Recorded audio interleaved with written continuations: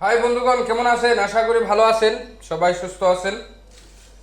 তো আজকে আপনাদেরকে দেখাবো কিভাবে কলিজা ভুনা করে, কিভাবে মুরগের কলিজা সুন্দরভাবে ভুনা করতে হয়। তো আশা করি পাশে থাকবেন এবং ভিডিও কন্টিনিউ করবেন, আপনাদের ভালো লাগবে।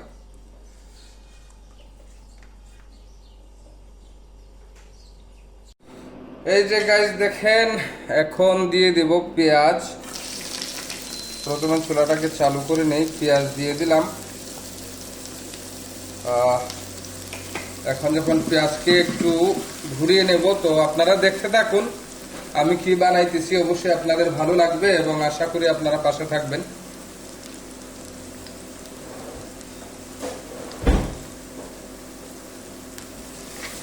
তো প্রথমে পেঁয়াজকে থোড়া লাল লাল করে নেব।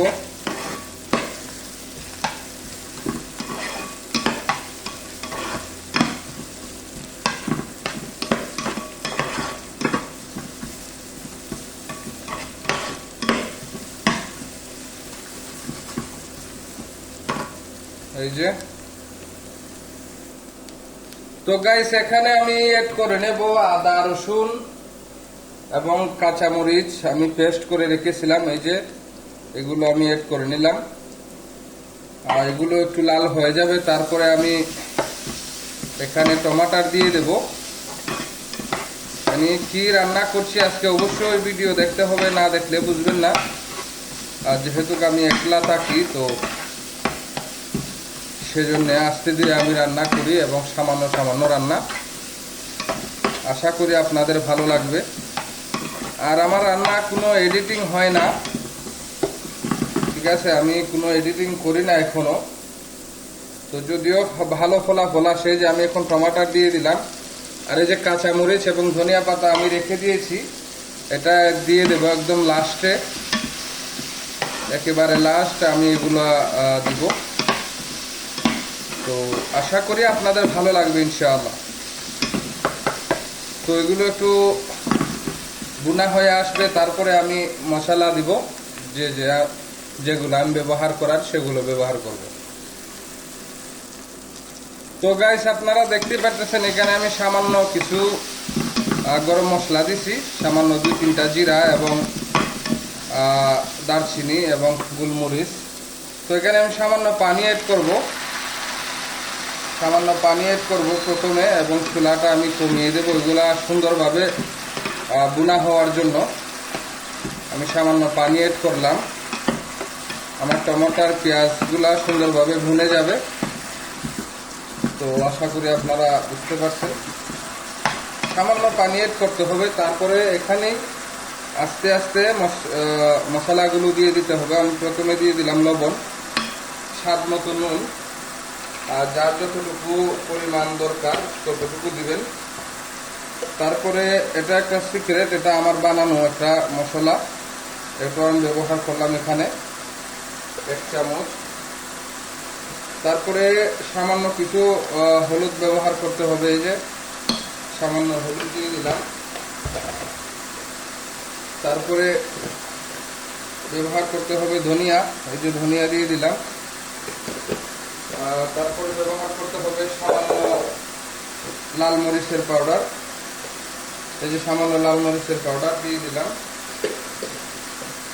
তারপরে ব্যবহার করতে হবে জিরা, এই যে আমি জিরা এখানে দিয়ে দিলাম। হ্যাঁ, এখন আবার মশলা দেওয়া শেষ, এখন এটাকে আমি একটু ঘুরিয়ে নেব। ঘুরিয়ে নেওয়ার পরে আমি আরো সামান্য একটু পানি দিব। ঘুরিয়ে নেওয়ার পরে সামান্য আরো একটু পানি দিব। পানি দিয়ে মশলাগুলো আর একটু ভুনা করব। তো বন্ধুরা দেখতে পারতেছেন এখানে আমার ভুনা শেষ হয়ে গেছে। কালারটা অনেক সুন্দর কালার চলে আসছে, আপনারা দেখতে পারতেছেন। তো এখন হবে কলিজা, আমি এটার মধ্যে ঢেলে দেবো। এগুলা মুরগের কলিজা, এই যে মুরগের কলিজা, এগুলাকে আমি ঢেলে দেবো এটার মধ্যে।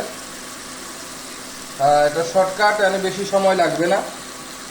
আমি কিন্তু কোনো এডিটিং ছাড়াই আমি ভিডিও আপলোড দিয়েছি আপনাদের। আশা করি আপনারা দেখবেন, এবং এটাতে এত আহামরি কোনো মেহনত তেমন কিছু না। আমি যেভাবে আপনাদেরকে দেখিয়েছি, আশা করি আপনারাও সেভাবে রান্না করে দেখতে পারেন। আশা করি ভালো লাগবে, খারাপ হবে না ইনশাআল্লাহ।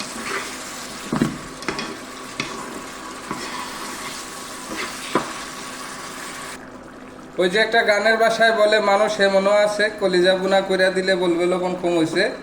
তো আমি লবণটা চেক করব, দেখবো লবণ হয়ে গেছে কিনা। এইবার লবণ বরাবর। তো এখন আমার সব শেষ উপকরণ আমি দিয়ে দেব। এই যে মরিচ, কাঁচা মরিচ আমার এটা হয়ে এসেছে, সামান্য সময় আর লাগবে।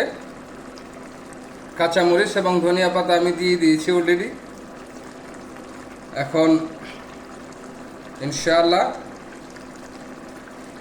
এখন আমি ঢাকনা লাগিয়ে দেব। আশা করি আপনারা ধৈর্য সহকারে ভিডিও দেখেছেন এবং আপনাদের মতামত এবং মন্তব্য অবশ্যই আপনারা দিয়ে যাবেন আশা করি। ধন্যবাদ। তো চলুন গাইস দেখে নিই।